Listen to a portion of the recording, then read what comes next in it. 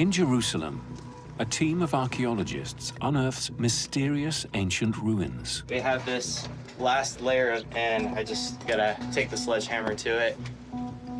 As they dig deeper, they reveal a lost religious complex. We were very surprised to find this. That could shed light on one of the greatest archaeological discoveries in history, the Dead Sea Scrolls. This is very exciting.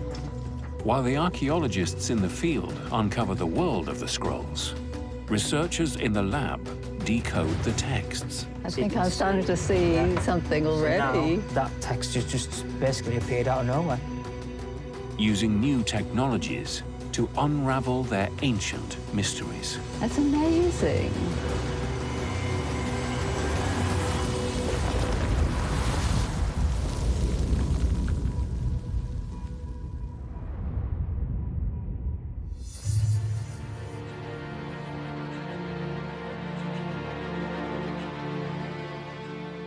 The stories in the Bible are famous across the world. They tell of great battles between good and evil, earth-shaking catastrophes, and epic heroes. Now, new archaeological discoveries, buried in the Middle East for thousands of years, shed light on how these stories survived to the modern day. The Dead Sea Scrolls are among the most important religious manuscripts ever found. The Dead Sea Scrolls were really the major discovery of the 20th century. They capture the public imagination because they are mysterious. Discovered in desert caves in the late 1940s, they include some of the oldest known copies of books from the Old Testament. Today, archaeologists and scientists investigate how they came to be hidden in the caves and what the scrolls themselves can reveal about the people who hid them. 13 miles east of Jerusalem, on the shores of the Dead Sea, lies the desert site of Qumran. Archaeologist Danny Herman investigates here. This is a very ragged landscape where between the western shores of the Dead Sea and the cliffs of the Judean desert, this is definitely a place with mysticism. The limestone cliffs which dominate this landscape are dotted with mysterious cave openings. In the winter of 1946-1947, two Bedouins were searching this area, maybe looking for lost gold. And in what would later be labeled as cave number 1, that's where they find perhaps the grandest archaeological discovery ever made in the Holy Land. As the story goes, one of the Bedouins threw a stone into the cave to scare the goat out of hiding. But instead, he heard the sound of something breaking. When he entered the cave, he found 7 large clay jars, wrapped in linen and sealed with lids. Inside them were blackened parchments. Some were still full scrolls, while others had broken down into fragments. They were a series of ancient manuscripts, including the earliest copies of Old Testament texts ever found, along with other ancient religious writings. Nothing compares to the Dead Sea Scrolls. Hundreds of manuscripts, including copies of the Old Testament, in caves by the western shores of the Dead Sea. Since the initial discovery, the remains of around 950 scrolls have been found in 11 caves. But none of them state who their owners were. There is still a lot that can be learned from the scrolls.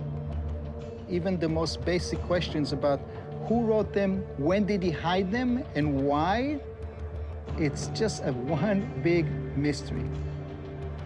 The process of decoding how the scrolls ended up in the caves begins in Jerusalem, where today most are kept. Archaeologist Joe Uziel oversees the Dead Sea Scrolls unit of the Israel Antiquities Authority. The survival of these fragile texts to the modern day is one of the great marvels of archaeology. The climate of the desert and the protection of the caves allowed them to survive. And we have to make sure that we can pass this on to our next generation, and they can continue to care for the scrolls.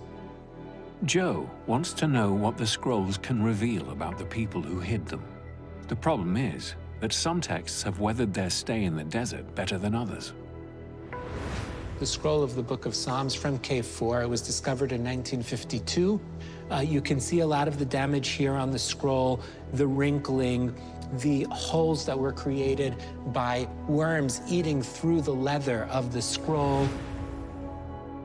Joe and his team must first attempt to undo this damage and stabilize the scrolls before they can uncover the secrets within them. It begins with a very, very, very careful examination in order to document the different types of damage on the scroll. After this initial examination, the team decides what steps are needed to preserve the scroll. It could be that the scroll needs to be strengthened where there are cracks or holes. A lot of what we do has to do with caring for the scrolls in very, very strict parameters of temperature, humidity, exposure to light. By preserving the scrolls in this meticulous way, Joe and his team keep them available to scholars. As new research techniques emerge, they could find new insights into the manuscripts that would previously have been impossible. Today, with the development of new scientific technologies, I not only gain important knowledge about how to conserve the scrolls, but I can also gain a lot of knowledge about the scrolls in terms of how they were prepared, how they were written, and maybe even sometimes who was writing them. The identity of who hid the scrolls and why might be a mystery, but radiocarbon dating tests reveal that most of the scrolls date to around 2,000 years ago. This was a pivotal time in Jewish history, when the Roman Empire ruled over the region of Judea, where many Jewish people lived. At a site called Ophel Hill in Jerusalem, experts investigate Roman period remains that could shed light on the world the scrolls came from. Orit Peleg Barkat and Uzi Liebner lead the dig. So for me, it's like my second home.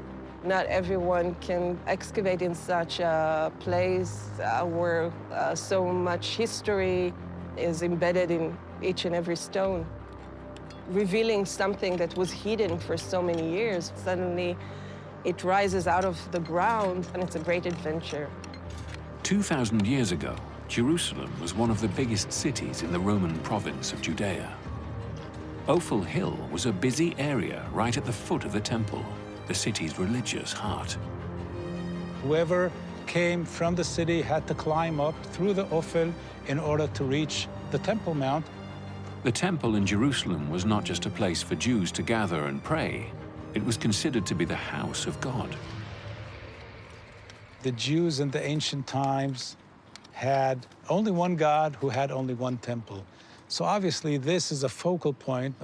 Quantities of finds here are nothing similar to any other site I have ever excavated. Through their excavations here, Uzi and Orit are trying to reconstruct the religious world at the time the Dead Sea Scrolls were being written. But this area has been built over repeatedly since then. The team must attempt to differentiate between the many different time periods represented in this one location. As they descend through the layers, they look out for small finds buried in the dirt. I thought I got something, but can't pick it up again. Uzi uses a metal detector to locate objects that aren't immediately visible to the naked eye. Metal object. Okay. So just give it to Nadav and tell him to put it on the plan, please. These coins are made of bronze. They're not cleaned yet, so we cannot say for sure what coin is it and exactly from what period. The exact date written on the coins isn't visible, but the team finds them in a layer dating to around 2,000 years ago. These coins may have been used at the time the Dead Sea Scrolls were being written. Up to now, we have from the 4 seasons of excavations about 1,000 coins. One coin from the late 1st century CE is of particular interest to Uzi. These are very, very rare. It's a silver coin. These coins were used as coins for the annual tax the Jews paid to the temple. Although the Romans ruled over Judea, they allowed the temple authorities to collect their own tax from the Jewish people. Many Jews would come to the area around the Temple Mount before paying it. People coming up to the temple needed to fulfill their needs, exchanging money in order to give their half shekel, which has to be given with a specific type of coin. Around the temple site, enterprising Judeans would charge a fee to exchange other coins for the silver half shekel needed to pay the tax. The temple attracted large sums of money. We know not just from the Gospels that some people oppose this role of the temple as a commercial place, seeing it somehow as defiling the temple. Roman writers describe how the debate over the role of the temple caused a great fracture in the Jewish world. The most detailed description appears in the writings of Josephus Flavius, who writes about the Jewish society, and he explains that the society is divided into different sects. So the Pharisees, which seem to be the largest, the Sadduceans, who are a priestly sect, and the Essenes, who seem to be probably the smallest and maybe somewhat a marginal sect. The most outspoken critics of the way the temple was run belonged to this small sect known as the Essenes. Some Essenes turned their back on Jerusalem altogether and went to live in remote communities.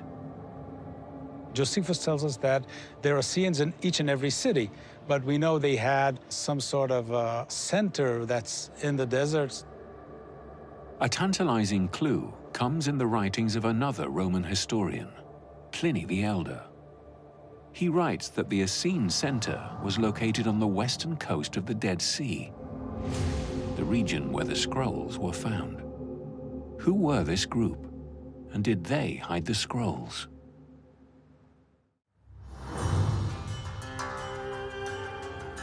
Danny Herman is in Qumran, exploring for possible evidence of an ancient religious sect known as the Essenes. According to ancient writers, they were a highly devout branch of Judaism who chose to live a simple existence. One community lived near the Dead Sea. This is a very remote part of the Holy Land, very difficult area to live in. It's very hot, it's very dry. Not far from the caves where the scrolls were found are the remains of an ancient settlement. All of the scrolls were found in 11 caves revolving around this site. There's a lot of questions about this enigmatic location. Many experts believe it could be where the people who hid the scrolls lived. But who they were is a mystery. You don't have a spring at the site. There's not much protection on the slope. There are no significant trade routes passing by. It seems that the people who settled this wanted to be in an isolated area more than anything else. The isolation of the site seems to match the description of the hermit-like Essenes. Just outside the settlement, Danny locates unusual clues about the people who lived here. We are on the eastern flank of ancient Qumran. This area is characterized by hundreds of markers on the surface. There are around 1,200 stone markers dotted across this area.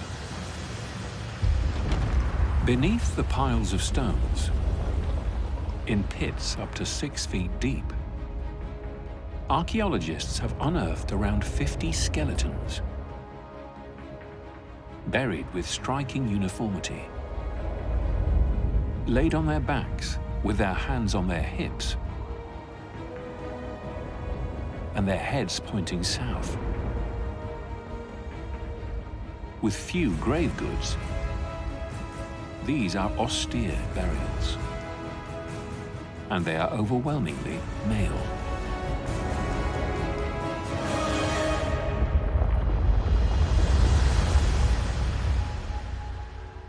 Experts estimate most of the graves date to the time of the Dead Sea Scrolls. They differ markedly from the typical rock-cut tombs of the period. It seems to reflect a big cemetery of a specific movement. Everyone is buried in the same way. It is an equal community of men that apparently lived here. This ties in well with ancient descriptions of the Essenes being a mostly male sect. And the closeness of the site to the caves is intriguing. Were the Essenes responsible for hiding the scrolls? At the John Rylands Library in Manchester, England, historian Joan Taylor looks for clues in the texts themselves. Our cameras have unique access as she investigates what these ancient writings can reveal about the people who hid them. There's so little that we know about this group, and how to slot them into a wider history, understanding of the time is difficult. Only 7 scrolls were found, mostly intact, and there are over 25,000 smaller fragments. Joan has special access to 77 fragments that were gifted to the library. They're not large-size pages, they're not columns, they're these little bits and pieces that have to be put together. Piecing them back together is a near impossible task. Some of the fragments have no visible text on them. Sometimes ink gets rubbed off, ancient parchment. You imagine these pieces were sitting in a cave for 2,000 years. All sorts of things can happen. Joan takes one of the samples to be investigated by Jamie Robinson at the Institute's Specialist Imaging Lab. It does look quite blank, but let's see what we can find out. Okay, great. She hopes their highly sensitive imaging technology, which has only become widely available in recent years, could reveal new information about the fragments. Okay, so fragment is under the camera. The system's been calibrated, so I'm going to start the capture sequence now. Jamie uses a 100 million pixel camera to capture ultra-high-resolution photographs of the fragment under different wavelengths of light. We use a system called multispectral imaging, and that can often show us things that you can't see with the naked eye. Okay, so the system's run through all of the wavelengths of light. We've got the results, but as we go through this sequence of illuminations, we're starting in the UV here, and you can see that it's just black, so we're not seeing anything. Each wavelength of light is a different color and shows up different features on the fragment. We'll get into the infrared now. The images taken under infrared light reveal something unexpected. I think I'm starting to see something. Ink. That's amazing. That text has just basically appeared out of nowhere. This ancient Hebrew writing has gone unseen for around 2,000 years.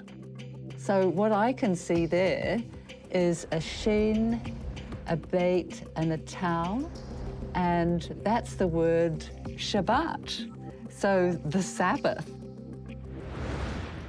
New pieces of evidence like this could help shed light on the people of the Dead Sea Scrolls. Shabbat is so intriguing, of all the words to be revealed. Just where does this text come from? It could be from scripture, but it could actually be from one of the so-called sectarian pieces of text as well. The sectarian scrolls are a group of texts describing the rules of a particular Jewish community. Joan thinks a sectarian scroll called the Community Rule could help identify who the group were. This particular scroll is very, very interesting in terms of representing something about the group that hid the Dead Sea Scrolls. The scroll details the rules governing this group's way of life. They seem to be separated from the rest of Israel in some way. It talks about how you have to be exceptionally pure in order to be part of this group that were aiming for a particular standard of holiness. The scroll's strict religious edicts align with the picture of the Essenes provided by ancient historians.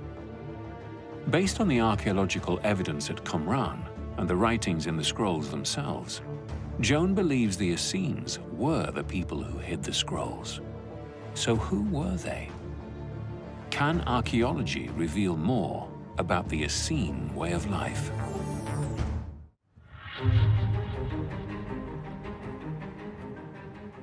Danny Herman explores Qumran for clues that may link the site to the Essenes and reveal what life was like in this period. Among the ruins are a series of mysterious structures. This is one of 10 similar installations. Some of these were dug into the ground, some of them were formed by building walls around them. Their design holds a clue about what they were used for. They all have the same features. They're deep and they have steps leading into them. But the fact that they all have plaster indicates that they were for storing water. Qumran lies in an arid desert-like region, so reservoirs like this were important structures. But why would this tiny settlement need 10 reservoirs for storing water? The excavations at Ophel Hill could shed light on this mystery. As they dig deeper, Orit and the team are uncovering remains from the Roman period all over the site. In one area, they discover a structure sunken into the ground. We were very surprised to find this. It's an underground installation, so we need to imagine that we are in the basement of a structure. It's remarkably similar to the structures seen at Qumran. What was its purpose? Some of this is going to take a while to clean up. As you can see, there's a lot of loose stones. The structure was backfilled with heavy rocks in ancient times. So the team must break up and remove the rocks inside before they can get a closer look. We have this last layer, and I just got to take the sledgehammer to it. You've done an amazing job here. With the bulk of the debris cleared, Orit can now see the features of this installation more closely. This is very exciting. The stairs are cut from bedrock, and everything is covered by a thick layer of plaster. The plaster is similar to that found lining the reservoirs at Qumran. Orit believes this structure was for more than just storing water. We go down using the stairs to submerge yourself fully. These were meant for bathing. The construction quality and size of this bath makes Orit think it must have been expensive to build. It could be like in a dwelling of a rich person, but we find it very hard to believe that this is a residential area. Since this is a public area, we think that it was built to serve the thousands of pilgrims who came here, and this is why it is so large. Public bathing was popular in the Roman period, but the closeness of these baths to the temple suggests they had a religious purpose. Orit believes it relates to the ancient Jewish concept of purity. Jews in this period believed that being in proximity to death and decay caused them to become impure. In order to enter the temple, worshippers were required to wash off these so-called impurities. They needed something to differentiate the normal hygiene process of becoming clean and the ritualistic religious practice of becoming pure. So they developed this installation with a stepped basin for ritualistic purification. The structure is a ritual bath, one of around 100 found at Ophel Hill. It provides a hint as to what this area was used for. With the sacred temple at its heart, the Temple Mount was built to host pilgrims from all over the Jewish world. Its southern wall had 2 sets of huge gates that formed the main entrance to the complex. A massive stone staircase led up to these gates, taking hundreds of pilgrims into the temple. At the foot of the mount was Ophel Hill, an area filled with ritual baths, where pilgrims could come to purify themselves before worshipping at the temple.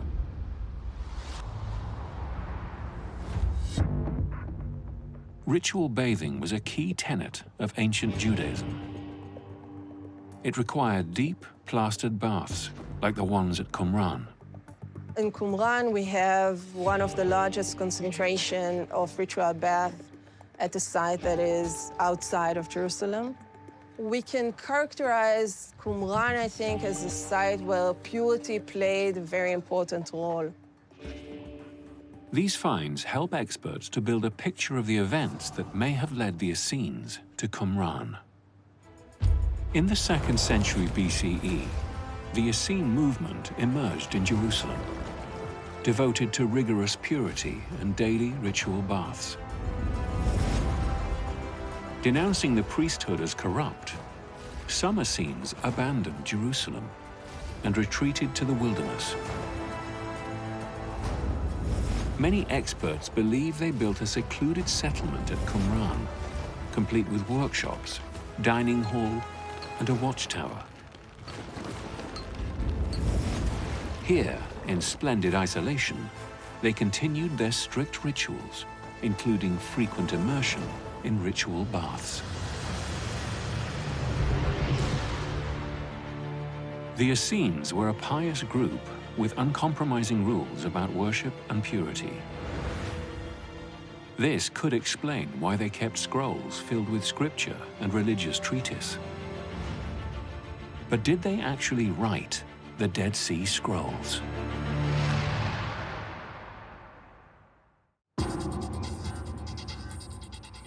Researchers across the globe have been working for decades to identify the people who wrote the Dead Sea Scrolls.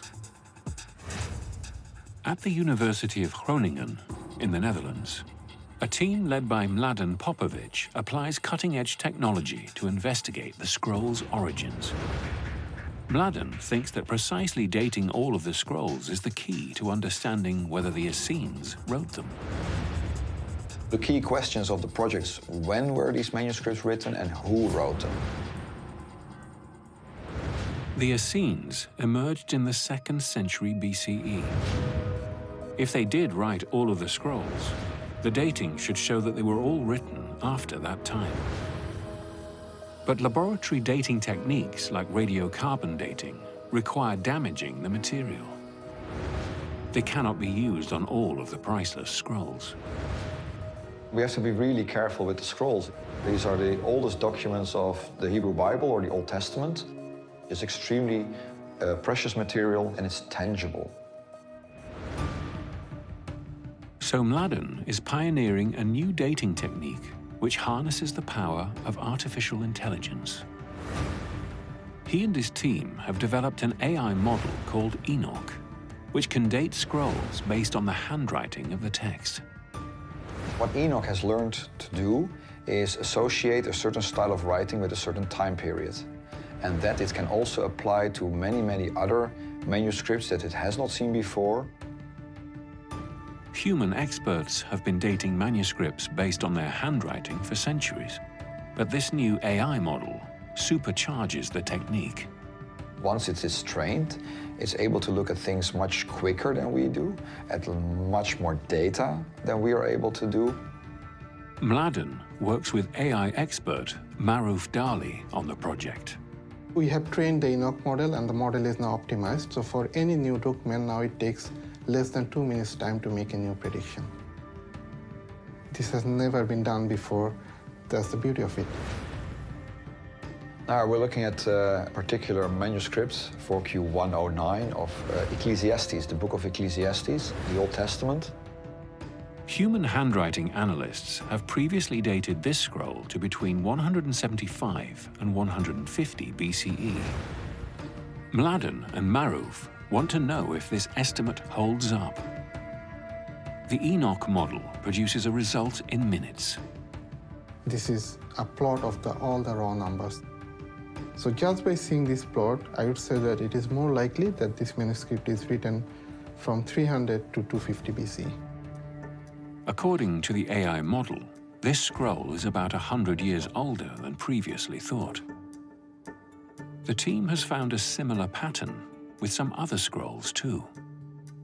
Many of the texts that we initially or traditionally thought would be around the 1st century BCE, maybe 2nd century BCE, turn out to be much older.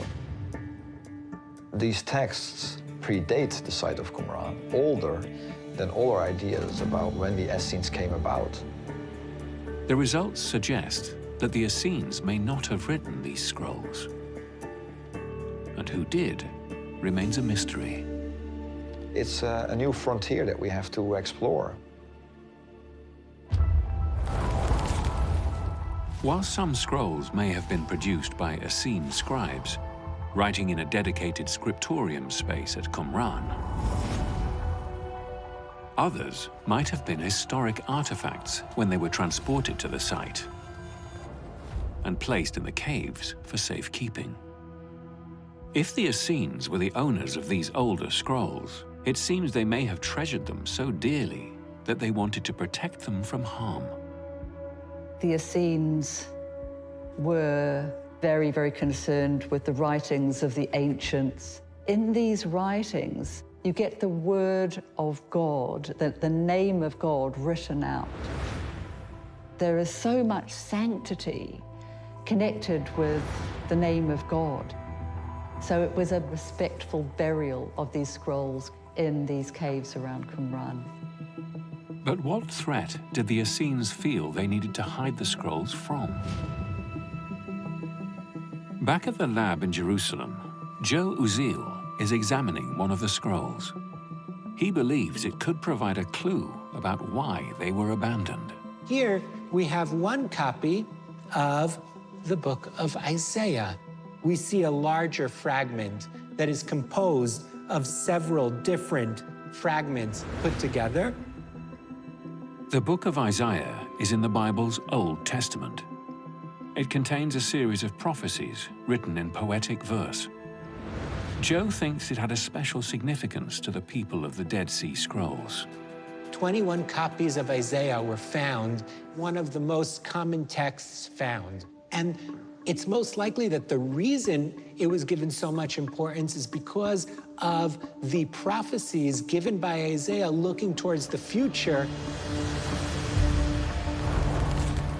Isaiah was a prophet who lived in Jerusalem in the 8th century BCE. His writings are filled with visions of judgment and hope. He predicted that God would bring about the end times, starting with the fall of Israel, followed by Babylon, Egypt, and their neighbors. The importance of Isaiah in the scrolls may reflect the group's obsession with the idea of an imminent end-of-days event. They're looking ahead to a kind of righteous judgment in the world where God is going to act in history and they're going to be vindicated. One possibility is that the Essenes might have been hiding the scrolls to protect them from a coming apocalypse. If so, what might have led them to believe that the end of days was near?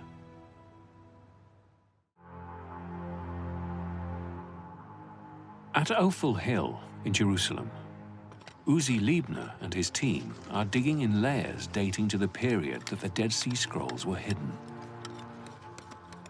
Among the many ritual baths at the site, they find the remains of a building. We're excavating here a monumental structure. The walls we see around us currently are not the walls of the ancient building. This is a later building that was built on top and into the early structure. They think this structure must have formed part of the complex for pilgrims preparing to enter the temple around the time of the Dead Sea Scrolls. As they dig deeper, they find a wealth of artifacts among the debris.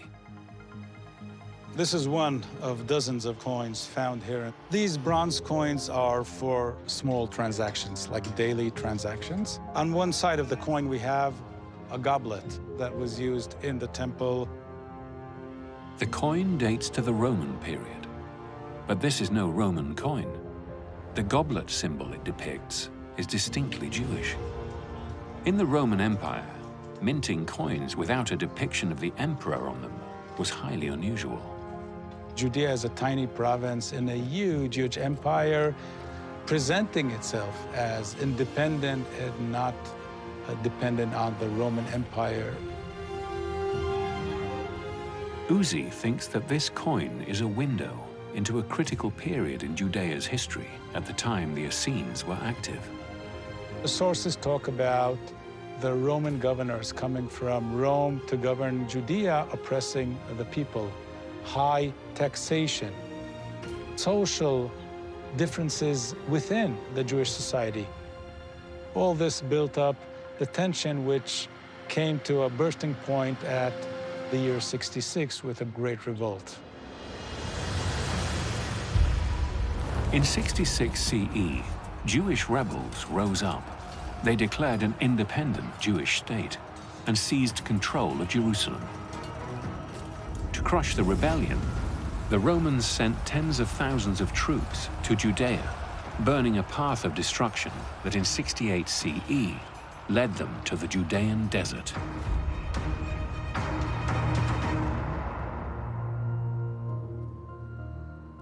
This may have been a pivotal moment in the story of the Dead Sea Scrolls. Romans are advancing and are crushing Jewish resistance wherever they meet. We also know from Josephus that the 10th legion, after the conquest of the north, passed by Jericho. The city of Jericho lies just 8 miles from Qumran. In 68 CE, the Romans captured Jericho. You cannot see directly Jericho from here, but if Jericho burns, you will see the smoke here. The people who lived here heard of the rumor that the Romans are coming, and when they saw the smoke from Jericho, they realized, we are next. As the Romans rampaged through the region, destroying every settlement in their path, they approached Qumran. Many experts believe it was at this moment that the Essenes hid their precious writings in the caves to protect them from the Roman onslaught. They had enough time to hide their most valuable belongings, their scriptures, and run for their lives. Investigators digging at Qumran find a sudden change in the archaeology at the site around the year 68 CE. The same year, the Roman 10th Legion laid waste to Jewish settlements throughout the region. There was definitely a destruction of the Jewish presence and then Roman presence over it. We don't know if there was even a battle. It seems that by the time the Romans arrived here, the local population, the people of the Dead Sea Scrolls, were already gone. The Romans seized Qumran, but they never found the scrolls.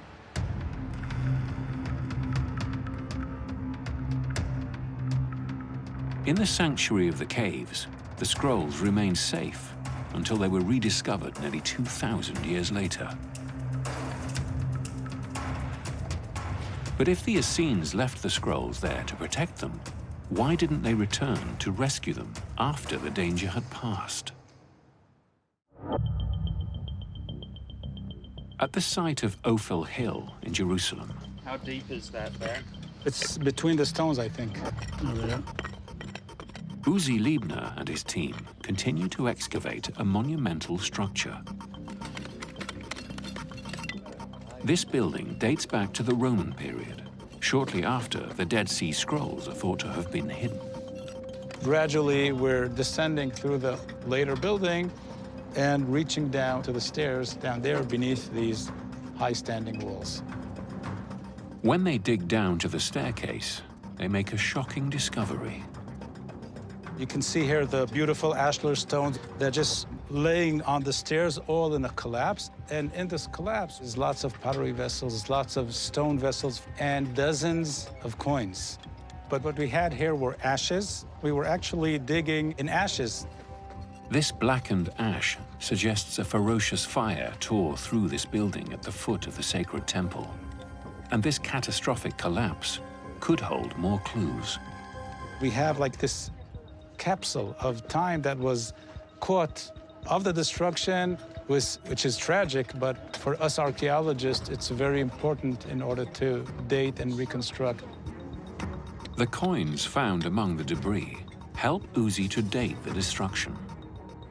The latest coins we had here on the floors are coins the year 6970 CE.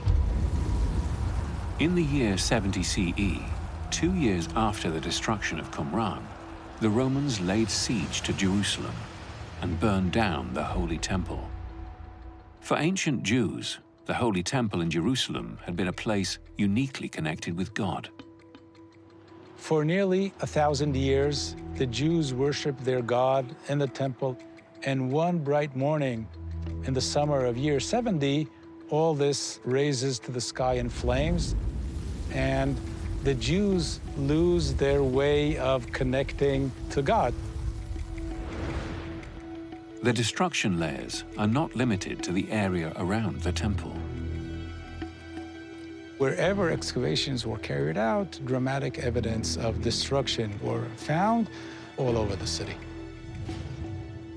Jerusalem was completely destroyed in the Roman assault. The attack scarred the Jewish people for generations. The destruction is seen by the Jews of that era as an apocalyptic event, maybe the end of days. The Romans finally suppressed the First Jewish-Roman War in 73 CE, with the siege of the rebel fortress at Masada. After the war, historians have no record of the Essenes at all. Some experts believe the Essenes were among the rebels who died at Masada. But one thing is for sure, they did not come back because the scrolls were left behind, and they didn't survive the teeth of time because that movement died up. But this enigmatic group lives on in their deep association with the Dead Sea Scrolls. This season, the team digging at Ophel Hill has unearthed the buildings that once stood in the temple's shadow. Working in the field, seeing the things coming out of the ground, how they're discovered, is very exciting. These 2,000-year-old ruins shed new light on a mysterious Jewish sect and help to resurrect the world of the Dead Sea Scrolls. We're only at the beginning of this type of research, and constantly new avenues of research are being added. And with the scrolls, each and every word has something else to teach us. It's a treasure of information and knowledge. Clearly, scholars will write about these scrolls for many centuries to come. Archaeologists continue to use revolutionary techniques